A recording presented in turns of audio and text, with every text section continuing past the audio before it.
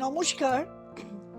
যেসব মহিলারা প্রসব বেদনায় নিদারুণ কষ্ট পাচ্ছেন, ছটফট করছেন প্রসব বেদনায়, কিন্তু জরায়ুর মুখ খুলছে না, বাচ্চা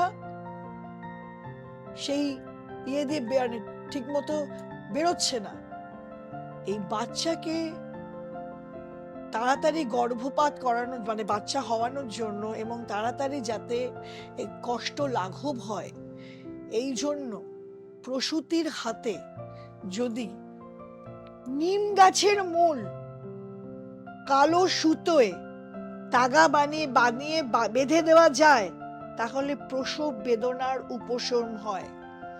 তাহলে যে প্রসূতি প্রসব বেদনায় কষ্ট পাচ্ছে, তার হাতে নিম গাছের মূল কালো সুতোয় বেঁধে পরিয়ে দিন। প্রসব বেদনার উপশম হবে এবং বাচ্চা সুসন্তান প্রসব করবে। নমস্কার।